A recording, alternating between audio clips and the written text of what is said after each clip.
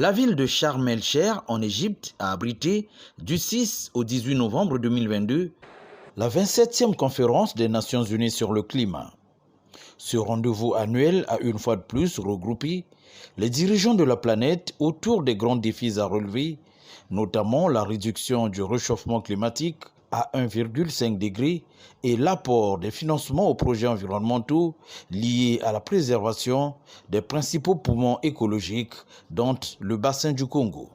Au nombre des chefs d'État ayant pris la parole à la tribune de cette COP27, figure en bonne place le président congolais Denis Sassou Nguesso, dont l'engagement en la matière demeure irréversible. La République du Congo a très tôt pris conscience de l'absolue nécessité de protéger, de reconstituer et d'étendre son couvert forestier. Depuis 40 ans, l'ensemble de notre population est ainsi invitée à planter un arbre dans le cadre de la Journée nationale de l'arbre, célébrée dans notre pays le 6 novembre de chaque année. C'est ce type d'action volontariste, jointe à un code forestier rigoureux, qui nous a permis de maintenir l'un des taux de déforestation le plus faible au monde. S'inscrivant dans cette logique et dans cette pensée constante du président Denis Sassou Nguesso, l'écrivain-chercheur Michel Innocent Péa, auteur de 2 nouvelles publications, à savoir La diplomatie climatique de Denis Sassou Nguesso, plaidoyer d'un messager de la paix et porte-voix des générations futures, et La guerre climatique mondiale, une lutte cruciale sous-estimée, n'a point manqué cette grand-messe internationale. Le docteur Michel Innocent Péa vient d'écrire 2 œuvres de chevet. Nous sommes sans ignorer que, comme l'a dit Francis Bacon, on ne commande à la nature que lui obéissant. Le président Denis Sassou Nguesso, en tant que visionnaire, avait déjà vu ce qui devait se passer dans les années à venir. Vous vous rappelez bien, vers les années 82-84, lorsqu'il instaura la Journée nationale de l'arbre. Donc, ces 2 ouvrages ont une portée dialogique. La première portée se résume autour de la logique des faits que nous sommes en train de vivre. La deuxième partie se résume au niveau de l'épistémologie, de la science du climat, qui traduisait déjà les méfaits climatiques dont l'homme n'a pas pu maîtriser.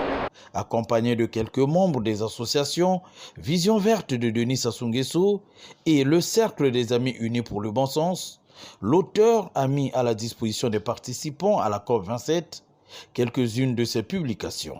C'est une très bonne chose, en tout cas, de partager cet ouvrage qui va être une source d'inspiration aussi bien pour le monde scientifique, le monde diplomatique et surtout louer la qualité de l'accompagnement dont fait preuve son Excellence Denis Sassou Nguesso à l'endroit du monde de la recherche et du monde de la science. C'est à son actif, il faut lui reconnaître ça. Vous du Congo, où les chercheurs, les scientifiques de renommée au niveau du Congo doivent lui témoigner ça. Donc des efforts comme celui-ci que vous présentez aujourd'hui sont très importants pour essayer d'assurer qu'entre tous, on y arrive. Le changement climatique est un challenge, un défi mondial, et si on ne le fait pas entre tous, on n'y arrivera pas. Donc il faut l'effort de tous. Et donc ce bouquin est très bienvenu dans ce sens-là. Cela représente déjà quelque chose de grand parce que ce président africain, tout le monde le connaît. Il a toujours été impliqué dans la lutte climatique de l'Afrique. Donc depuis là, nous remarquons que le président Denis Sassou Nguesso, nous-mêmes on l'a côtoyé une fois, c'était à Madrid, avec l'ancien ministre de l'Environnement. Et on a beaucoup échangé sur les problèmes climatiques, même en Guinée, comparé un peu au Congo. Donc nous apprécions beaucoup ces ouvrages et merci encore pour son implication dans le changement climatique en Afrique. Très heureuse en fait d'avoir eu ces ouvrages en main qui permettent vraiment d'expliquer l'importance de l'urgence climatique. La destruction des fleuves est un fléau qu'il faut absolument éviter et ces ouvrages sont une véritable mine d'or, il faut se les procurer, ils sont très importants, une très bonne ressource.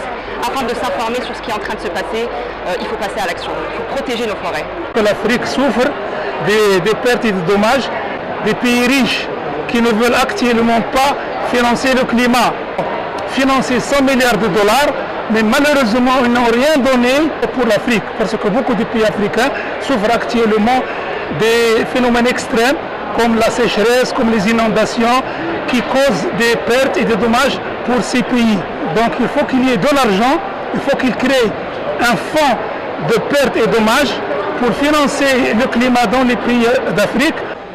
De nombreuses personnalités ont également reçu l'ouvrage La diplomatie climatique de Denis Sassou Nguesso, au nombre desquels le ministre égyptien des Ressources aquatiques, le ministre néerlandais des Infrastructures et de la Gestion de l'eau, le ministre des Affaires étrangères du Bangladesh, la ministre nigérienne de l'Environnement, le ministre togolais de l'Environnement, ainsi que la présidente de la Commission Environnement du Sénat de la République du Congo. Au cours de ces différentes rencontres, nous avons eu le privilège de leur présenter le tout dernier ouvrage de l'écrivain chercheur, le docteur Michel Innocent Péa, qui parle de la diplomatie climatique du président de la République. Et cet ouvrage a une portée tant africaine mondiale, parce que à travers cet ouvrage, nous avons presque un canal qui nous édifie sur ce que le Congo apporte au plan mondial sur le domaine thématique. Et donc cet ouvrage tombe aussi à plein nommé, étant donné que le président de la République, lors de son passage ici à Sharm el-Sheikh, a lancé un appel sur les 10 années de la diplomatie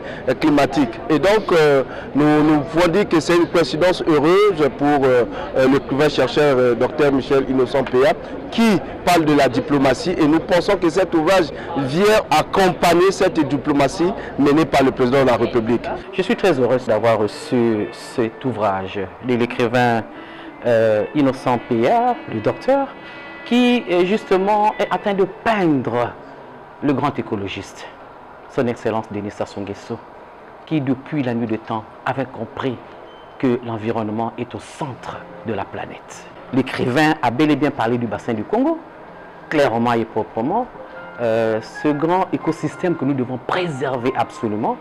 Et le président a pensé mettre sur pied l'outil que nous connaissons tous, le Fonds bleu.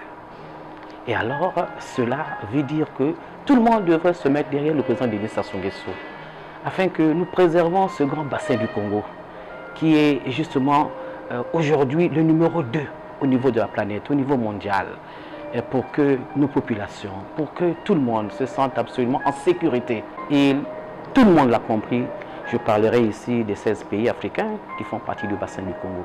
Et je voulais ici remercier sincèrement Michel Innocent Péa, qui ne cesse de le dire, de le clamer tout, d'être derrière le président. Et il s'agit ici de prendre le relais à tous les niveaux. L'Afrique est engagée dans la lutte contre le changement climatique et c'est effectivement le leadership de nos chefs d'État à travers cette diplomatie du bassin du Congo.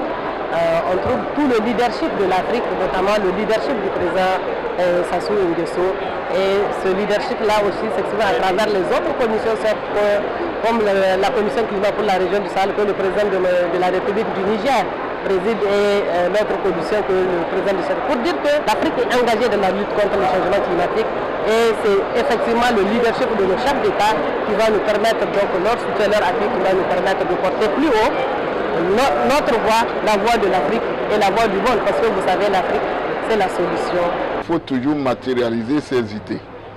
Et c'est en cela que nous disons quand même que ces ouvrages sont de nature à aider non seulement nous-mêmes, mais aussi les générations futures. Ceci étant, je crois que nous allons nous aussi nous inspirer de cette belle vision et de voir dans quelle mesure nous pourrons nous tirer profit des idées qui sont défendues dans cet ouvrage-là. À l'heure où l'Afrique, victime innocente du dérèglement climatique, attend toujours en vain les financements des projets liés à la préservation de ces écosystèmes pour le bien de la planète entière, les négociations de Sharm el-Sheikh s'affichent comme un épisode de plus dans la recherche des solutions idoines à l'épineuse question climatique.